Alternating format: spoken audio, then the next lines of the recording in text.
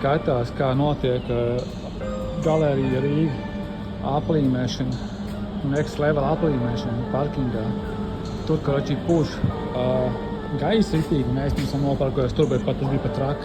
Un cik tagad viņš forši man palīdz, tas gaiss. Viņš man ķipā neļauj viņu pielīmēt, ķipā, ka viņš pats pielīmēt, un sačakāja visu, viņš man pūš saik uz augšu, un es pamazam tikai izvēju, oi šīt, izsrūļu. Nē, viss kārtībā. Vot. Tikai es nevarēju normāli nomazgāt mašīnu, ko bišķi paliek visādi sūdi. Man beidzīgi skaidrā. Es aizbraucu uz diviem sūda automazgātuviem citām.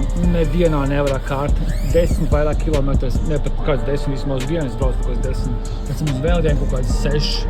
Un nevienai vietā nevarēja nomazgāt, un pēc tam vienkārši kārtas, ja pēc tam sākt, un pēc tam sritīgi sadusmojos, sabesījos, un nāca līmēt tāpatās. Pagājušais uz Bembi. Es kāpat uzlīju, viņi mazāk bija ķipā vieglāk, un nevar es viņu visu nopēs uzreiz šrotam, kas bija ļoti nepareizi. Un man jāsanās tā, ka man tā līnija bišķi aiziet šitā, un tad iet apakaļ tā arī, ķipā jau sačakarēts. Bet tagad es vienkārši pamazam loku uz priekšu, un tad ķipā uz priekšu, un tagad ķipā viss normāli sanāk. Un bišķi par daudz sapriecājos, un tie kroši viss sačakarēja. Nevajadzēja sākumā vēl piespiest visu stingru, vajadzēja uzreiz mazīt iegriezt. Tad pielaucīt vienu stūru un pārlaucīt pār otru stūru. Un nezinu, kāpēc tas sanāca ļoti daudz burbuļu. Bet labi ir.